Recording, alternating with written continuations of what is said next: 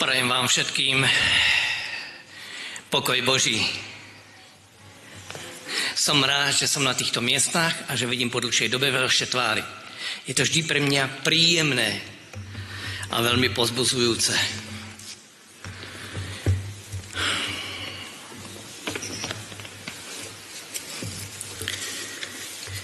Dnešné kázanie pre mňa bolo náročné a ťažké pripraviť si.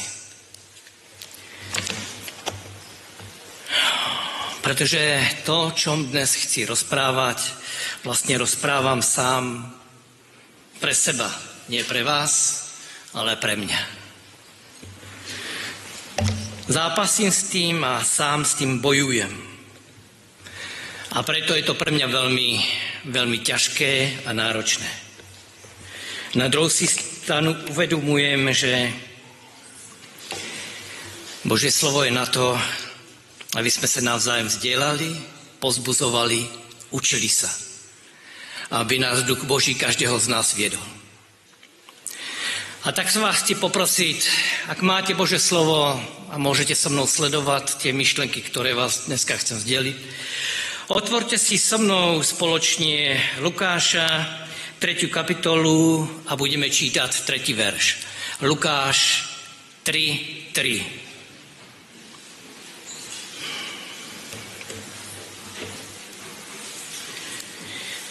A tam je napísané: a chodil po celom okolí Jordánskom, kážu skrz pokáňa na odpustenie hriechov. Myslím si, že tento verš a text všetci veľmi dobre poznáme. Není nám neznámy. Predtým, než Ježíš mal započať svoju službu, tak bol poslaný prorok Jan Krstiteľ a ten mal pripraviť ľudí, okolie, národ izraelský na to, že príde brzy Mesiáš. A tak rozprával o tom a upozorňoval ľudí, že je treba začať iný život. Robiť pokánie. Pokánie totiž znamená, že žiť ináč, ako som žil doteraz. Každý z nás potrebujeme prežiť pokánie nebo obrátenie. Aby sme žili ináč, ako sme žili doteraz. A dnešná doba je toho svedkom, pretože dnešná doba, ak sa pozrieme okolo sebe, tak je nenávisti, zlosti, hriechu. Veci, kedy si boli ako hriech, dneska sa vyzdvihujú ako niečo vzácne. Dneska Božie slovo je dávané na bok. A naopak v dnešnej dobe sa vyzdvihuje naše pocity, naše prožitky.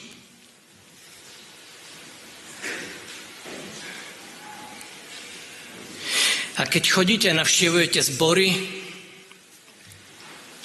tak v našich zboroch zaznieva jeden hlas.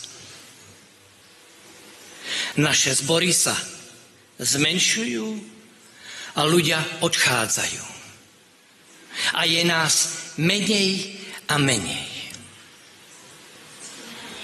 A keď sa spýtate a rozprávate sa, alebo sa dozviete, že čo je tým dôvodom, prečo ten nebo onen odišiel, alebo stačí zájsť za tými bratmi a sestrami, ktorí dnes už medzi nami nie sú.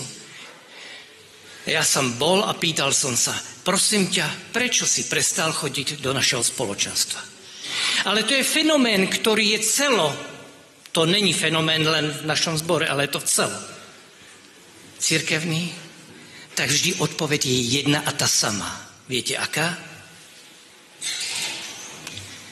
Ten a ten mi ublížil. Ten a ten ma ohovoril. Niečo na mňa zlého povedal. A ja mu to nedokážem odpustiť.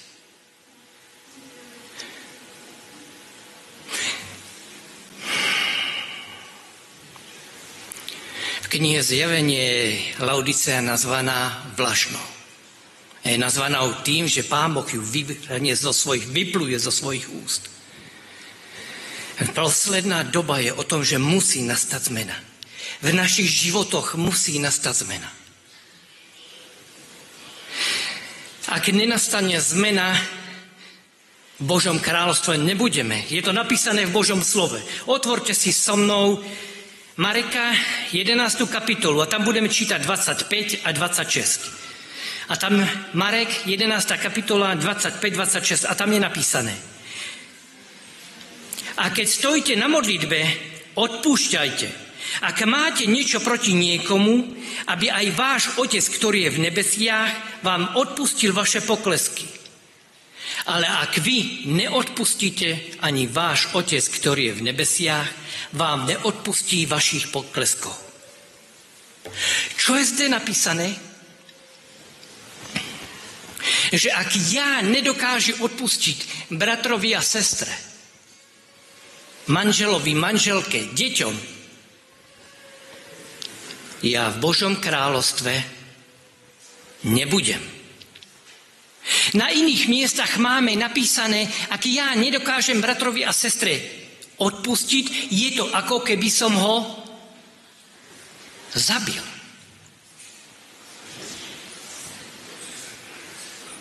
A do Božieho kráľovstva sa nedostane.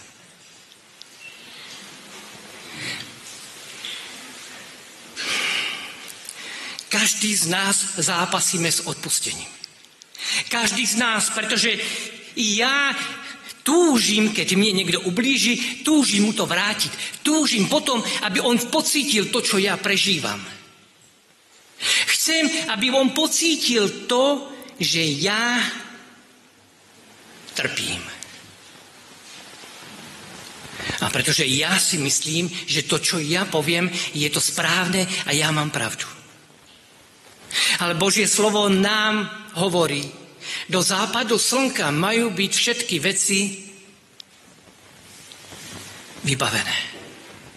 Žiaľ a smutné je, že v našom spoločenstve my si pamätáme určité udalosti x rokov. My za tými ľuďmi ani nejdeme. My proti niekomu niečo máme, my za tými ľuďmi nejdeme, ale sme ochotní obísť členov, alebo ísť dokonca aj na výbor, ale za tou konkrétnou osobou nepôjdeme. A my budeme všetkých obcházať a všetkým to povieme, ale konkrétne tej osobe to nepovieme. Sme Božie deti a ako Božie deti, ktorí očakávame príchod Ježišov, v mojom živote musí nastať zmena. Musí nastať zmena. Ak nenastane zmena, v Božom kráľovstve určite nebudem. To není, že aby som si to neprijal mojou túžbou a prianím je tam byť. A preto túžim a zápasím s tým, aby ja som dokázal každému vždy odpustiť. Pretože to je veľmi ťažké. Pretože niekedy pri kontakte sa dozvieme veci, ktoré nás veľmi hlboko rania. A rádi by sme to tým ľuďom strašne rádi vrátili. A možno aj, že na to máme morálne právo. Možno, že aj cítime, že je to tak správne. Že by sme to mali urobiť. Ale z toho Božieho hľadiska to správne nie je. Máme sa naučiť ľuďom odpúšťať, tak ako Ježiš odpúšťa nám naše previnenie. A preto je to dôležité naučiť sa odpúšťať. Pretože z vlastnej skúsenosti viem, že nedokážeme vždy prísť za tým človekom a povedať mu prepáč. Nechávame si to v srdci a to tam hnie a zahnieva. A potom to skvasí a potom pri určitých udalostiach to z nás vyjde a vystrelí to. A my si uvedomíme, že sme zlyhali. Alebo si neuvedomíme. To je ten horší prípad. Prichádzame do doby konca. A Pán Ježiš povedal, ľudia okolo vás majú vás poznať podľa toho, že v sobotu chodíte do zboru, dávate desatky a jete to správne jedlo. Dobre som to povedal? Že podľa toho nás majú, že máme tú správnu teológiu. Áno, podľa toho nás ľudia majú poznať. Ale my tak žijeme a my sa tak tvárime. My sa netvárime tak, ako je to v Božom slove napísané. V Božom slove je napísané, že nás ľudia majú okolo nás poznať podľa čoho? Podľa lásky. To má byť v našom živote vidno. Nie ohováranie, nie podkopávanie, nie vrážanie noža do chrbta. V naše spoločenstvo potrebuje zažiť spoločenstvo s Ježišom osobné, pretože ak ja neprežijem osobné spoločenstvo s Ježišom, nemám túžbu vo svojom srdci ani sa zmeniť. Tá túžba musí vychádzať z môjho srdca. A Pán Boh toto veľmi dobre vedel. On poznal človeka a on vedel, že človek bude mať s tým problém. A preto to nechal zaznamenať v Božom slove. Otvorme si spoločne 1. Mojžišovu 4. kapitolu. Pán Boh v tomto smeru je geniálny.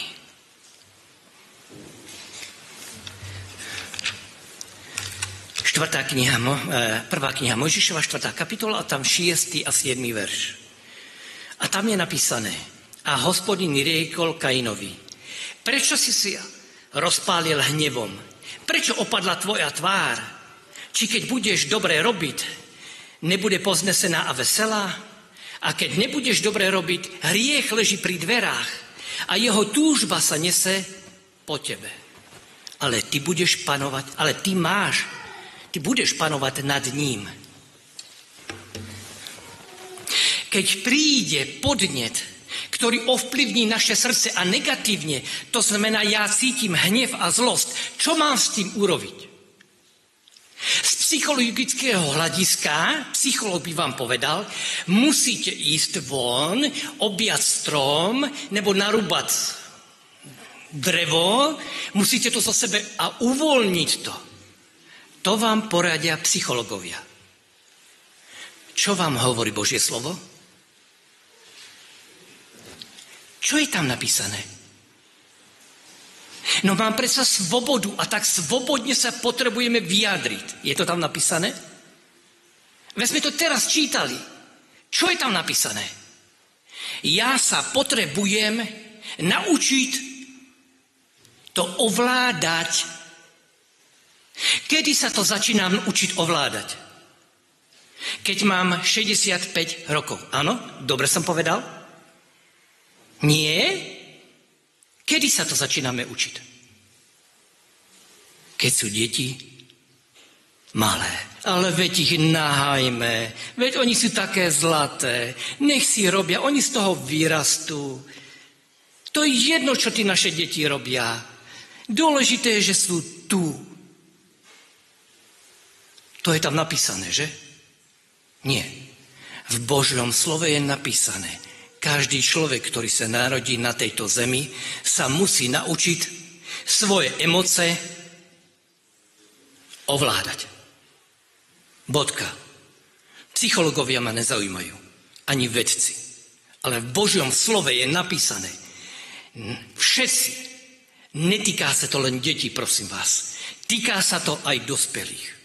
Svoje emócie sa musíme naučiť ovládať. Ak sa nenaučíme ovládať svoje emócie, aký je výsledok? Hriech. Ak ja nedokážem ovládať svoje emócie, ďalší krokom v mojom živote je hriech. A potom väčšinou v našom spoločenstve nastúpi jedna pani. Viete, ako sa tá pani volá? Ale no, veď už všetci dobre poznáme. JPP. Poznáte tú pani? No tá pani, jedna pani povedala JPP. Jedna mi pani povedala, takže to musím povedať. Ale Božie slovo nás učí. Mám sa naučiť ovládať svoj mysl a svoje slova. Ak sa nenaučím, tam ďalším krokom je cestou od Pána Boha. A našou prirodzenosťou má byť bližšie byť k Pánu Bohu, nie ďalej. Ja sa potrebujem naučiť odpúšťať jeden druhému. Nie si uchovávať určité skúsenosti a potom ich vyťahnuť len preto, aby som argumentoval, aby ten alebo onen nemohol to alebo ono robiť.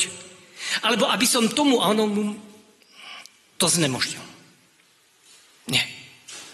Pokud sa to netýka Božieho slova, tu pani nemôžeme nikdy do našeho spoločenstva pozvať.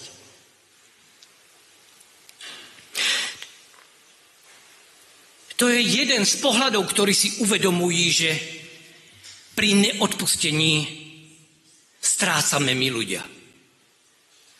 Prichádzame o večný život. Druhý je, čo som donedávna tiež nevedel, vedci zistili, že keď sa na niekoho hneváte, nedokážete niekomu odpustiť a hneváte sa dlhšie ako 5 minút, viete, čo sa stane s vašou krvou? Zdravá výživa by to mohla vedieť. Krv sa stane toxická. Je vedecky dokázané, že moja krv, keď sa nahnevám a zostanem v tom hnevu, pretože ten niekto mi ublížil a ja to potrebujem spracovať a neviem to spracovať, moja krv sa stáva toxická. Viete, čo potom následuje? Začne ubližovať môjmu telu. Je napadnuté. Srdce, obličky a orgány mého tela. Postupne ja sám sebe si spôsobujem zranenie svojho tela.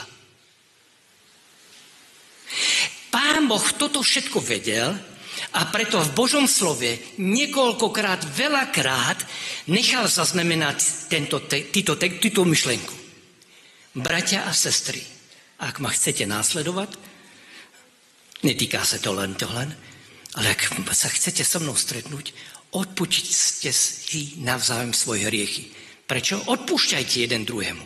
Tam není napísané, že ja mu odpustím len tehdy, keď on mne. Nie. Toto v Božom slove nie je napísané. V Božom slove je napísané, aj keby ten druhý ti ublížil, ty máš ísť a odpustiť mu. Na to jeho rozhodnutie, na tú jeho odozvu, to nie je dôležité. Dôležité je, aký ja zaujmem postoj vúči tomu druhému. A z toho vedeckého alebo z toho zdravotného hľadiska je úžasné, ako Pán Boh nás stvoril, že ak nedokážeme druhému odpustiť, zabudnúť, zabijíme sami seba. Tým, že neodpúšťa druhému, prepáčte, ten druhý, tomu druhému. Ja to vidím, prepáčte mi, u nás. Renátka sa nahnevá na devčata a devčata sú v pohode. Viete, kto je nahnevaný? A devčata? Svet gombička. Ako úplne pohoda. A čo? A presne tak to funguje. Ja som nahnevaný na niekoho, ale ten druhý, no a čo? Čo ja mám s tým, že ty si nahnevaný, no a čo? Koho to zaujíma, že ty sa na niekoho hneváš? Komu ubližujem? Len sebe. Neubližujem tomu druhému je to putna. Úplne jedno. Pán Boh nás vyzýva, naučte sa jeden druhému odpúšťať. A to čím skorej. Učme to už malé deti, pretože potom, keď vyrastú, nenaučia sa.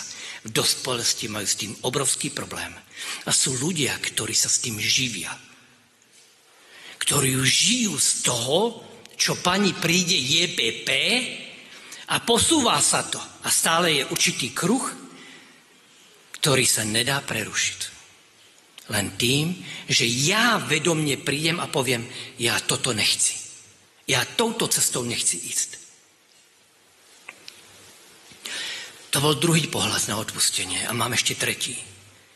Tretí mám, ktorý som ešte nikdy v živote nepočul kázať. Neviem prečo. A tak vás poprosím, otvorme si opäť Božie slovo, lebo je zaznamené v Božom slove. 1. Mojžišova 27. kapitola. A tam budeme čítať od 1. až po 8. verš.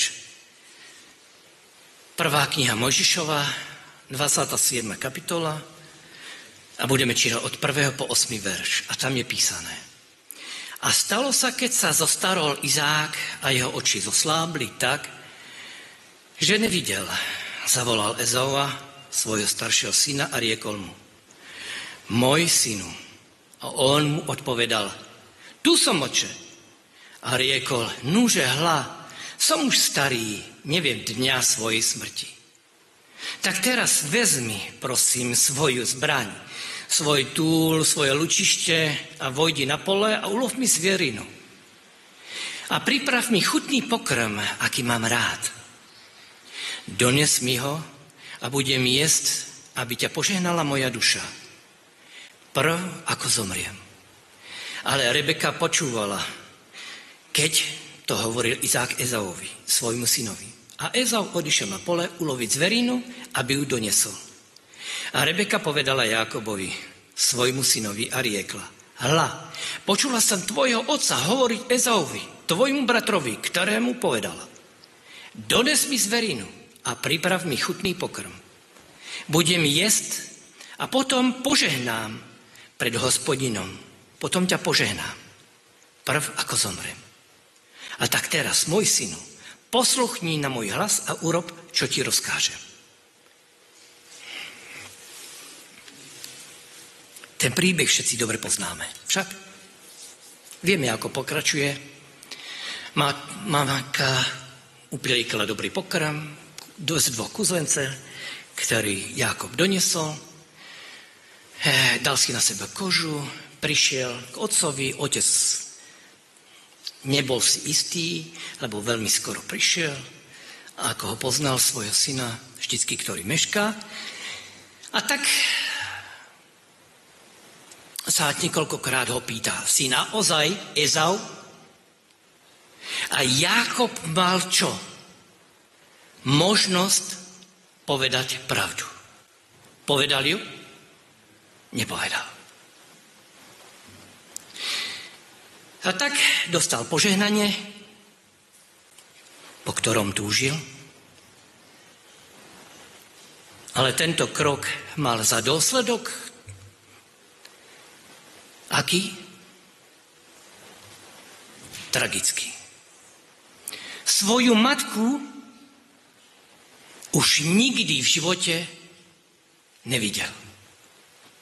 So svojím bratom sa pohádali tak, že musel ujsť, inak by prišiel o život. A keď ideme, a vy písmáci, ktorí ste lepší určite ako ja, poznáte, ako ten príbeh ďalej pokračuje. Moja otázka znie: koľkokrát bol podvedený Jákob?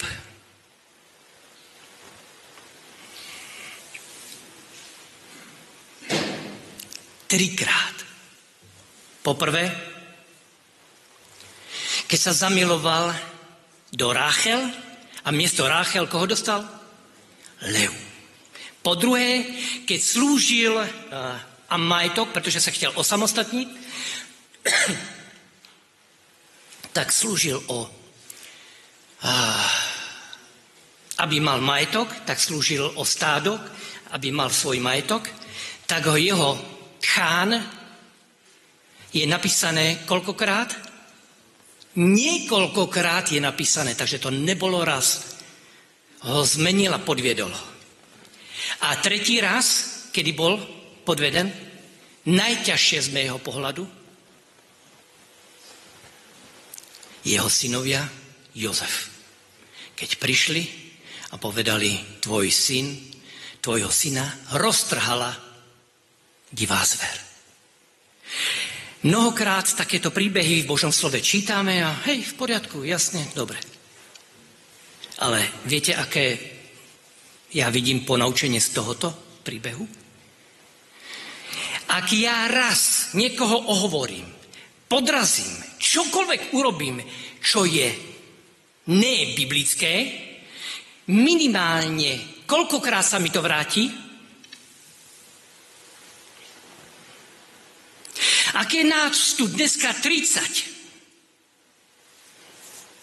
v tomto spoločenstve, ak len raz by sme niekoho ohovorili, niekoho podrazili, do niekoho si kopli čokoľvek, koľkokrát sa mi to vráti?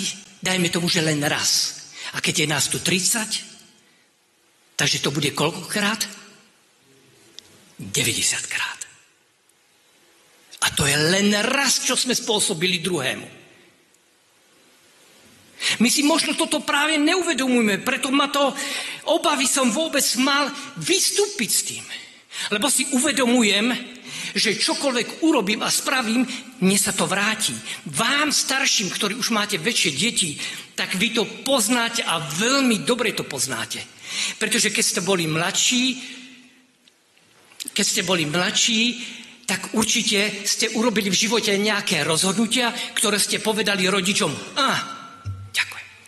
Povedali sme, no a čo? Nie. Som dospelý, urobím si, čo chcem a ako chcem.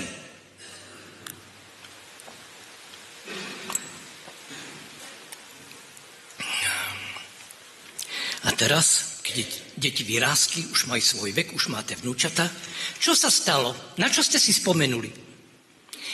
Ja sa pýtam, ja to vidím na tvárach, ja sa pýtam, čo sa stalo? S prepáčením, nič viac. Vzal som bumerang, hodil som ho. Ja nevravím, že za minútu sa vráti. Môže to byť 5 rokov, 10, 15, 20. Ale všetko sa nám vráti. Ak chcete, aby sa vám to nevrátilo, musíte žiť na inej planete, ale nie na tejto zemi. Pretože na tejto zemi, zem je stvorená tak, že sa nám všetko vráti. Či chceme, či nechceme. Pozrite sa na Dávida. Jeho život. A ďalších a ďalších. Ak v živote niečo spáchame, a my si myslíme, že nie, sme na omylu. Ak ja bratrovi, sestre nedokážem odpustiť, koľkí ľudia mne neodpustia? Minimálne. Ak ja pôjdem a začnem na niekoho ohovárať a do niekoho kopať za chrbtom, môžem si byť istý, že minimálne 3 mi to vrátia. To není hneď. Viete, kedy to príde? Viete, kedy to príde? Keď najmenej to očakávame. A preto sa mi páči sobotná škola, pretože keď rozpráva z praxe, zo života, tak to presne ukazuje. Satan vždycky príde tehdy, keď stojíme medzi dverami a čakáme ho. Však nikdy. Neodpustiť znamená hriech. My počujeme len na 2 prikázania. Na sobotu a nesmilníš. Ostatné nič inšie nepočujeme. Ale hriech je rovnako, ak ja nedokážem jeden druhému odpustiť a jedno ktokoľvek. Najťažšie prípady sú v rodine. Áno, že navzájem manželia, deti, rodina, najbližší. A keď sa to nenaučím v rodine, kam si to prenesem?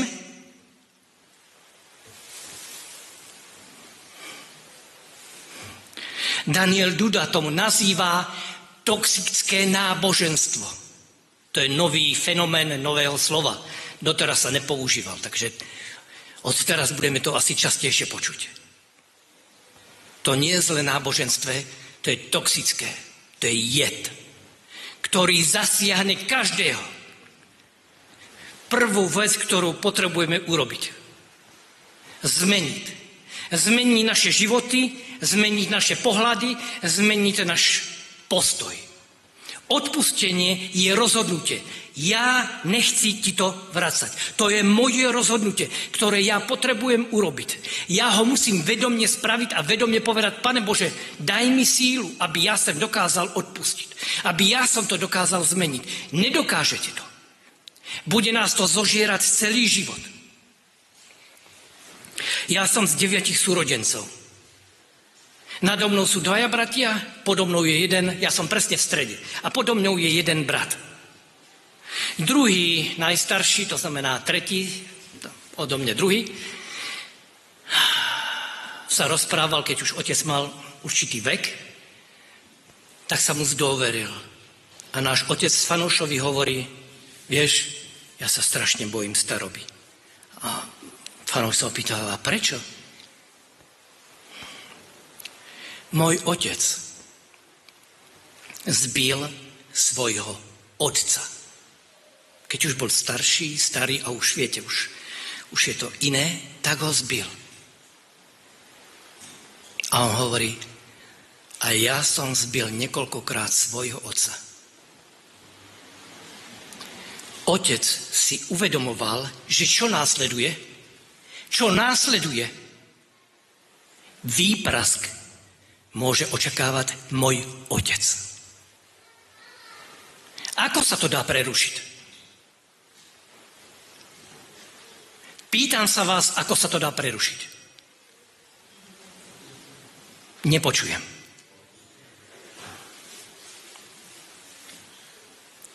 My sme povedali nie. My sme sa dohodli. My sme povedali ne. Prosím vás, nikto z nás, súrodencov, na našeho otca, neopovažte sa sáhnuť. A ja za to Pánu Bohu ďakujem, že nikto z nás to neurobil. I keď možno by si otec zaslúžil za to, čo spravil a urobil. Ja nehovorím, ja nerozprávam o tom, či je to spravodlivé, nebo není spravodlivé. Rozumieme sa? Ja nerozprávam o tom, či ja to, že vyplujem a že ho podrasím, že do neho kopnem, že to poviem, či je to spravodlivé, alebo nie je to spravodlivé. Ja o tom nerozprávam, pretože Biblia toto nerieši. Biblia rieši to, že ja mám odpustiť. A sme povedali nie. Oče, nie.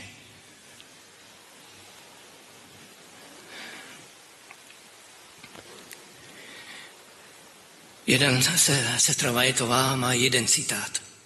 A ten citát znie. V závere dejín zlo bude tak mocné a tak silné, len vďaka tomu, že jeho ľud sa spája so svetom. A nestojí na strane Božej. Dnes, keď vyjdete von, neviete rozdiel, kto je veriaci a kto nie je veriaci. Není rozdiel v obliekaní, není rozdiel v správaní sa, ani v rozprávaní není rozdiel, ani v jedení, v ničom nie je rozdiel. Keď počujete rozprávať sa našich niektorých, ani taký slovník niektorí neveriaci nepoužívajú. Ja si pamätám, už som starý, takže si pamätám, ako dieťa, keď sme šli na nejakú akciu, my sme totiž nevedeli, kde je zbor. Bolo úplne bežné. Mládežníci tehdy za komunistov, to sa sadlo, tohle dohodli sme sa, ideme na ježonky, ideme na harfu, ideme tam alebo tam. Nikto z nás nemal GPS-ko, nikto z nás nemal a nevedel. Viete, ako sme sa dostali do zboru, hoci kde v meste, kde sme vedeli, že je zbor? Prišli sme na nádražie a chvíľu sme stáli na nádraží. Viete, podľa čoho sme to poznali? Boli to dve veci. Kto šiel do zboru, tak sa to poznalo podľa čoho? Podľa oblečenia. Ďakujem. A druhá vec, s tým možno budete mať problém, možno nie. Podľa čoho sa poznalo? Nepočujem? Ne?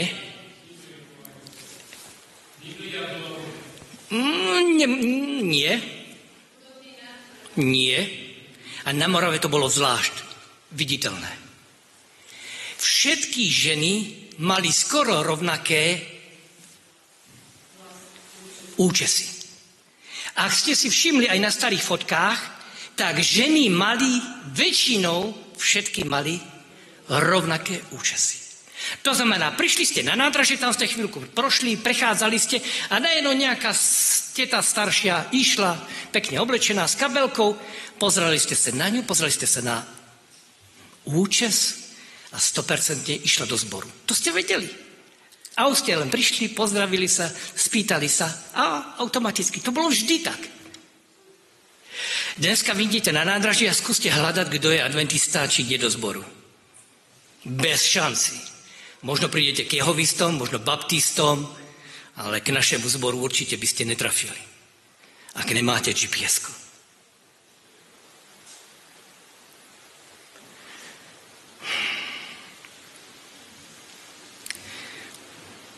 Dneska som chcel nám všetkým a hlavne sebe pripomenúť, ako je dôležité odpustiť.